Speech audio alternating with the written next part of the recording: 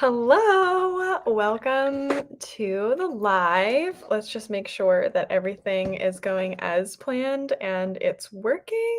It usually takes a couple seconds, right? Right? I think so. Okay, well, hi everyone, welcome. So I am drinking from my favorite mug of all time. It's just a classic. I love it so much. So I have an iced vanilla latte with a little bit of pumpkin syrup, like just a little bit. So,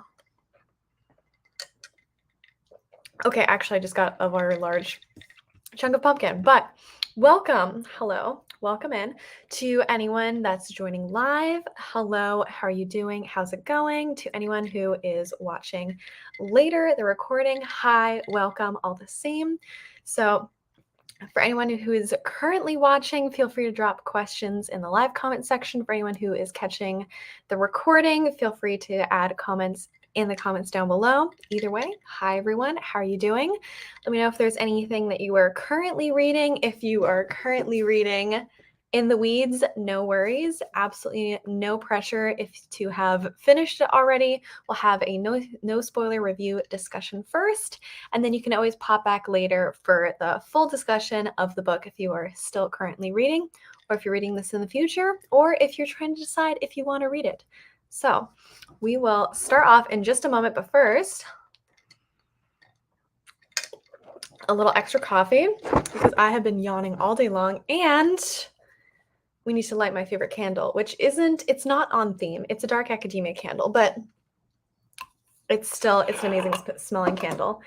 It has black coffee, bourbon, and burnt sugar, which might sound like just trust me, it's amazing. It's from my favorite candle company, Wake and Whimsy. I talked about them last live, and I will continue to talk about them. Also, I don't think you can see it, but behind me, that USPS box, that is my new shipment of candles because I love them and I love their candles, and it's a small business and I love them so much. So anyways, hi, welcome, come on in. So let's start off with our no spoiler review of In the Weeds by B K Borison. So if you know or do not know, this is the second book in the Lovelight Farms series. They are all in the same town, kind of in the same universe, and they are kind of like peak pinnacle storytelling if you read them all in a row, but you really don't have to. They are each their own contained story. I have already read these, so I am biased. I specifically chose these three books to kick off my book club because I wanted to reread them.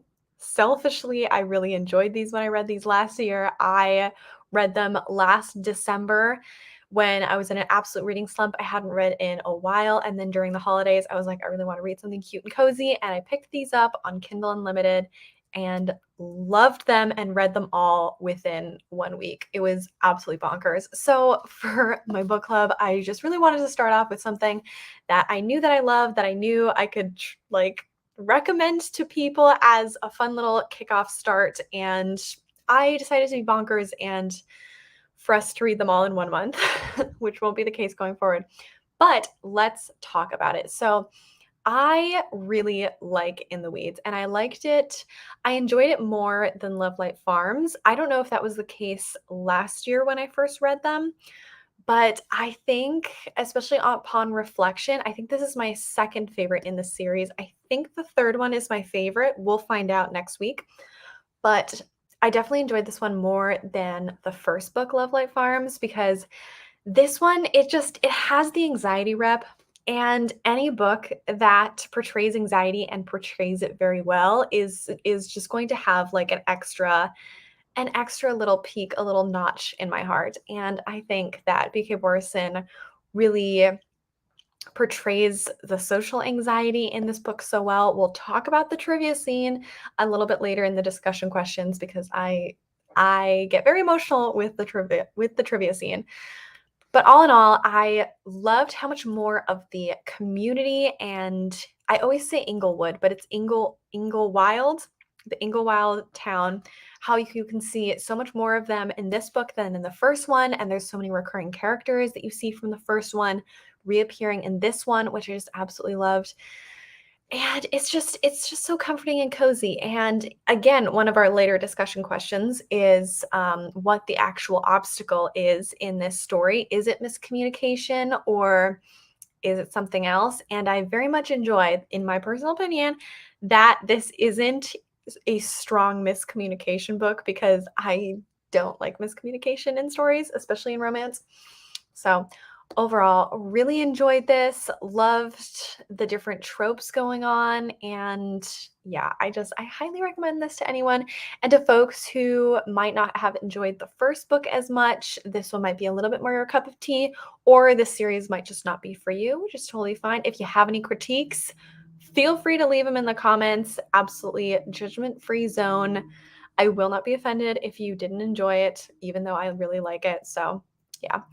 Anyway, so that's for the non-spoiler review section. Now, for anyone who still has yet to read the book, who doesn't want any spoilers, you can feel free to drop off now and come back later when you've read it. So let's talk discussion questions. So I have a couple sprinkled in here, a couple basic ones, a few fun ones, a couple deep ones just for the chats. Now let's a little coffee break.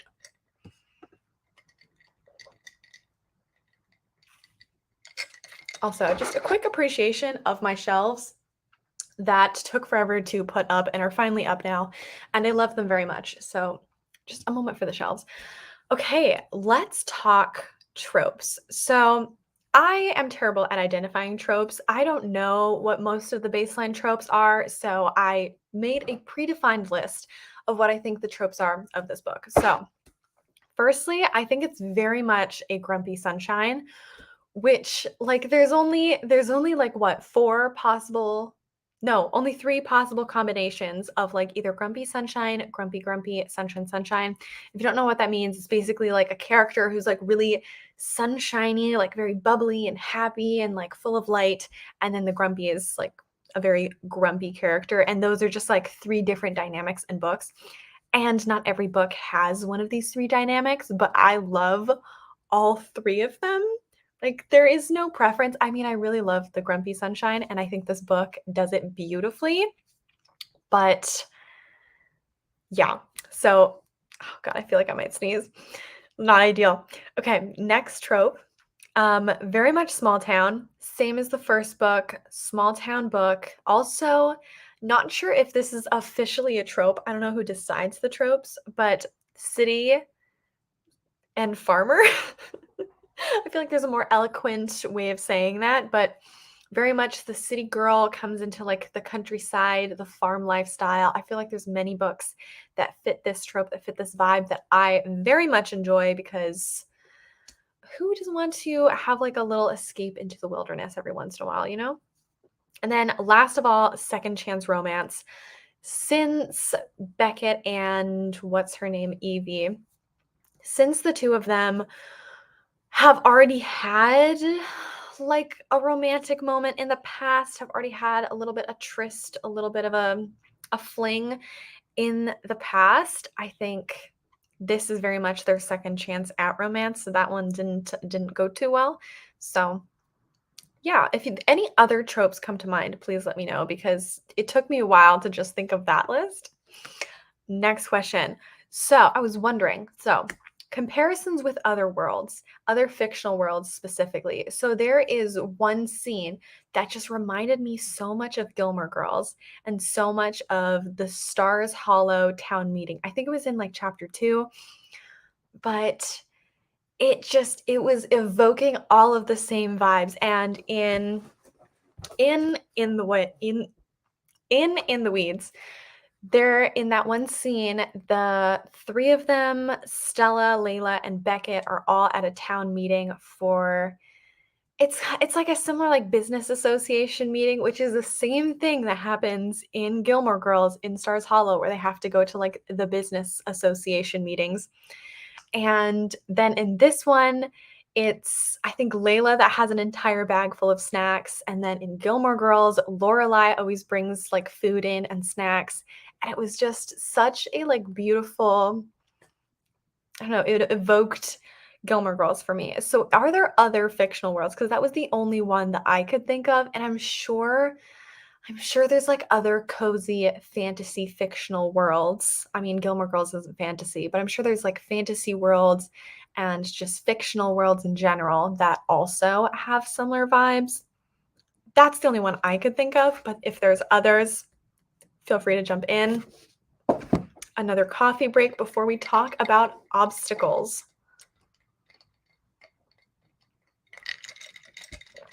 Okay. Question 3, obstacles. So with this, my main question is it truly a lack of communication or a miscommunication?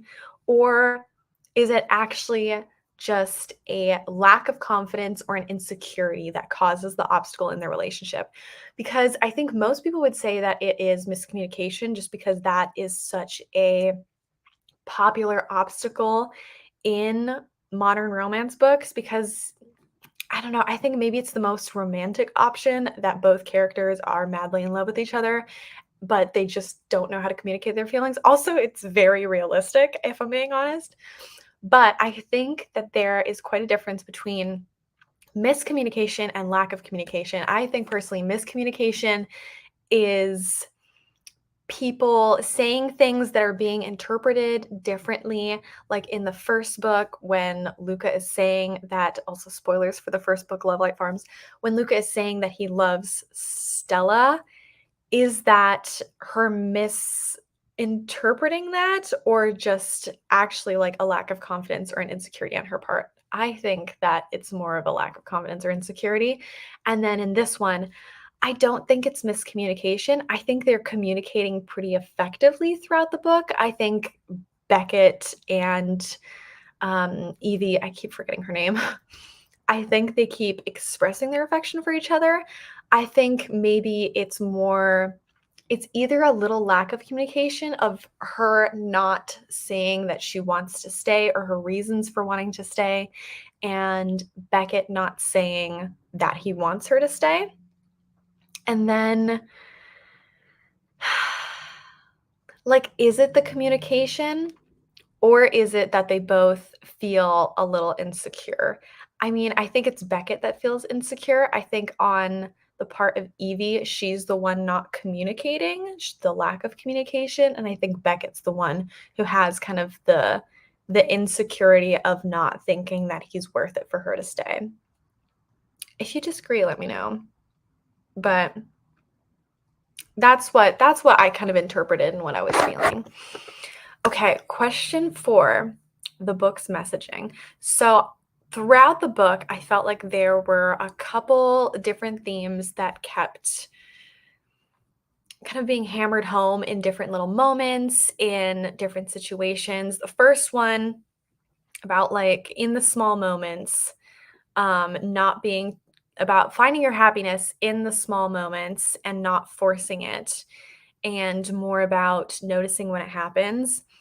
Obviously, that is Evie's whole objective with coming to Inglewild, not Inglewood, Inglewild. And her whole journey is trying to find those happy moments and find what makes her happy because she's been very unhappy in her job.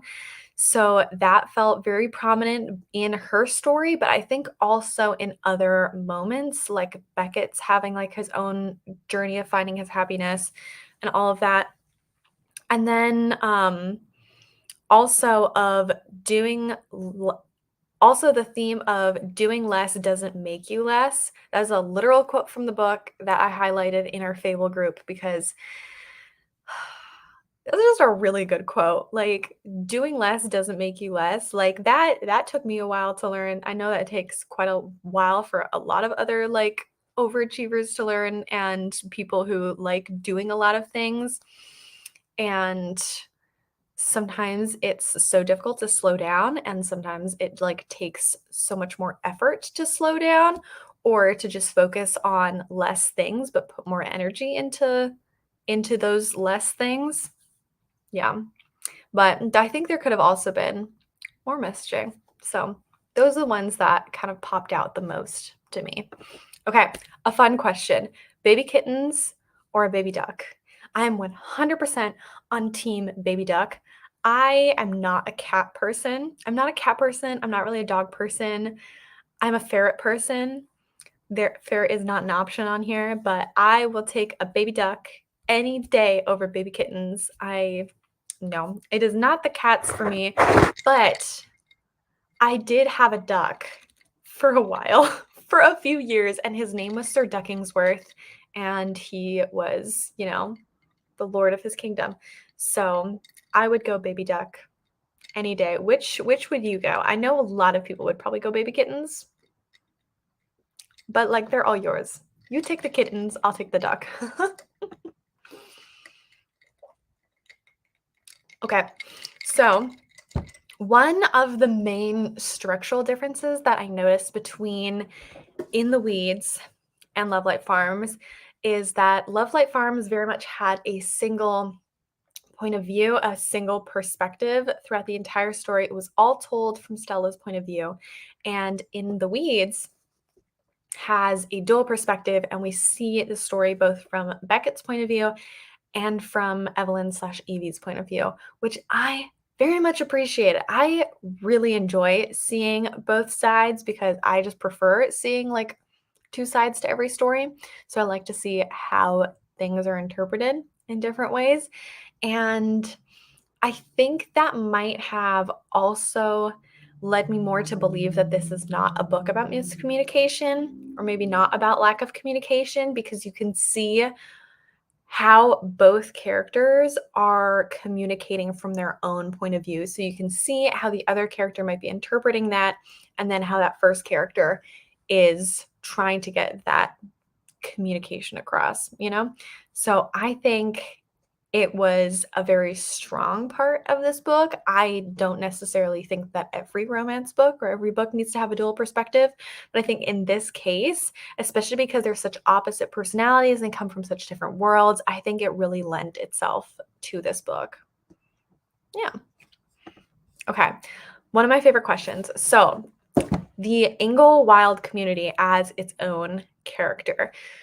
So, I think at some point in our Fable group, I mentioned that Inglewild is my favorite character. Just like the town as a whole, I think is my favorite character because I love the small community vibes. I love all of them like seeing each other and talking with each other and connecting, and all of these little moments where Evelyn was going into town and helping out and doing all these like online social media helpful tasks with the neighbors who were trying to figure out their online businesses and trying to have more of a like online presence, but then also more of like the smaller like manual labor tasks where all of the community just came together.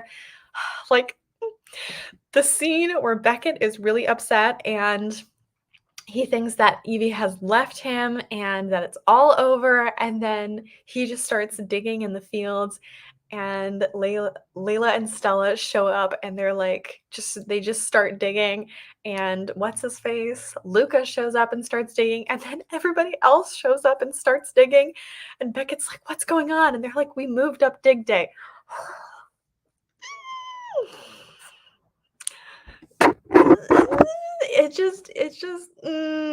Yeah. So for that and all the other reasons, I think that just the whole community as a whole is its own character. It doesn't necessarily have to be like one of the people in the town. It's just the entire atmosphere and the environment that they all bring, where they all show up to trivia night, which we'll talk about in just a second, where they all show up to the grocery store and they're just constantly all there. I love that. I think it's so sweet and comforting. Okay, standout scenes. We're going to talk about the trivia scene because I love that scene so much. In that one chapter, I don't remember what chapter it was, somewhere 17 maybe, who knows. That one chapter, beautiful, amazing. Wow. Oh my gosh. It's just, first of all, the fact that like Beckett did not want to go, that was not a comfortable place for him to go, but he went because of his mom and because of Evie, and a little bit because his sisters asked, very, very small bit. But the fact that, like, he went even though he was so uncomfortable and he was just trying to, like, bite his way through it, but then also the botany section where him, his dad, and Evelyn all said the correct answers for, like, 3 of the questions, and he kept being, like, so thrown that, like, in one of his passion areas that the girl he was into also, like, knew some things about botany, he was like, "Oh." It was just so good. Yeah. And then later when Evelyn, like, goes to the bathroom and, like, runs to into so many of the people, and then she's, like, gone for a little while, and he comes looking for her, and he is just, like, so overstimulated, and there is just too much going on, and his social anxiety and, like, like, overstimulation with sensory sounds is just way too much for him, and he just needs to, like, stand there and listen to her breathe. It was such an emotional part of the story, and I just really appreciated that Evelyn also was like, "Let's go. Like, we've been here. We showed up. Let's just like, we can just leave. We can leave. We don't have to be here." And then they just went home. I just that was a standout scene for me. Let me know if you had one, if you also had this trivia scene as a standout scene, or if it was something else that, like, really spoke to you. Yeah. Okay. Now let's talk predictions for the third book, Mixed Signals. So this is the third and final book. Actually, it's not the final book, not anymore. It is the third book in the Lovelight Farms series. The fourth book is actually going to be coming out next year, April or May. We were already discussing how we are definitely going to be reading it for book club in April or May, whenever it comes out. That one's called Business Casual, and it is so cute. Okay, but we're not talking about that one right now. We're talking about Mixed Signals. So Mixed Signals is about Caleb, the deputy sheriff, and Layla, the baker. And I'm really excited for this one. I remember this one being my favorite, I think.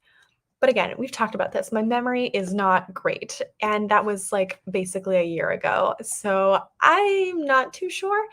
We'll see. We'll see in the final live. We'll talk about which one actually is now my favorite now that I've reread all of them. But for now, I'm pretty sure that this one's my favorite. And all I remember, I won't give any spoilers. All I remember from this one is that at some point she's at a bar and Caleb's there and he's wearing, like, a really loud print, like, Hawaiian style shirt, and beautiful. Can't wait. Chef's kiss.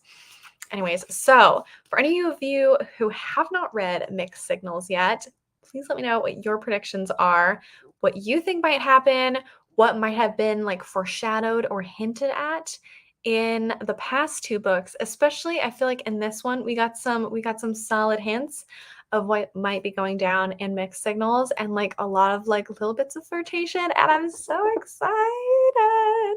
It's gonna be so cute. So yeah.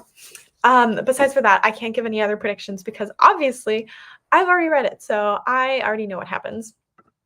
Okay, so that is it for our discussion questions. Feel free to leave any comments down below of your thoughts on any of these questions. If there's any questions also that came to mind for you, we can discuss them down in the comments. But for now, we are going to jump into some reading sprints. So if you are still reading in the weeds and you still watch the live show because you're bold and brave and you're still reading it, feel free to read that for the reading sprints if you want to join in. If you are reading something else, feel free to read something else during the reading sprints. This is your time.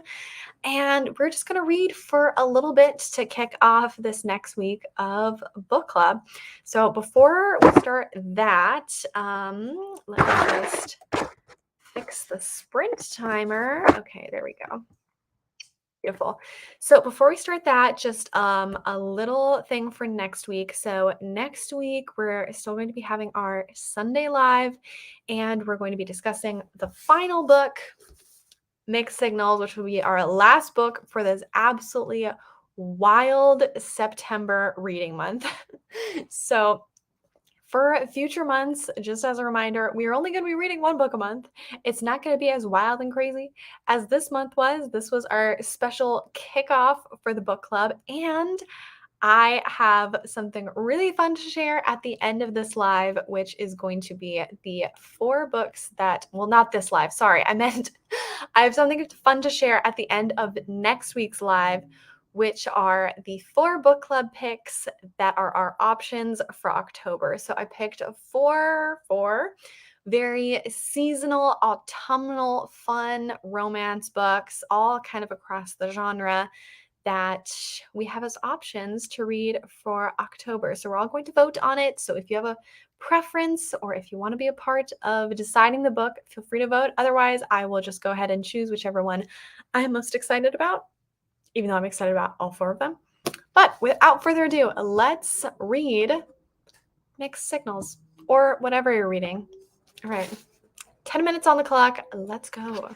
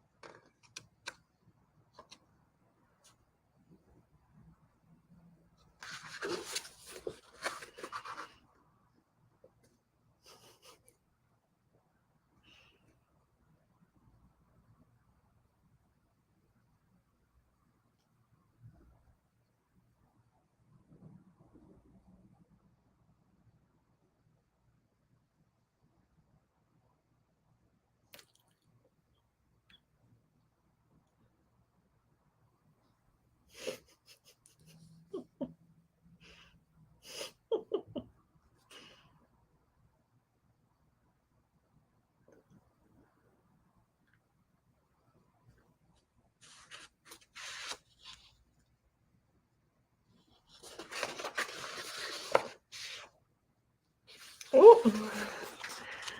I missed the time the timer hit 35. Okay.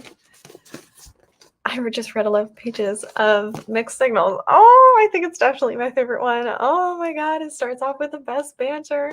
Oh, I love it so much. Okay. Let's wrap this up. Okay, so a couple reminders. The last and final book club live of September is going to be next week, Sunday. I'll announce the time on my Instagram and on our Fable book club. If you haven't joined the book club yet, but you want to join, the link is down below. It's on Fable. It's a good time. You can respond with your comments and your quotes for each chapter, which I am loving. And the next book will be Mixed Signals, which we will be reading this week. And then on next week's live show, we will be talking about what book we want to pick for October, which is going to be very exciting. I have 4 very thrilling picks, and they're all seasonal. It's going to be a good time. Anyways, thank you so much for joining me. And if you also read In the Weeds, let me know what you thought. And if you're still looking forward to reading it, or if you're still currently reading it, pop back in and let me know what you thought when you're done with it. I hope you have a lovely rest of your week and a good reading week with whatever you're reading. Thank you so much for joining, and I will see you in the next one. Bye.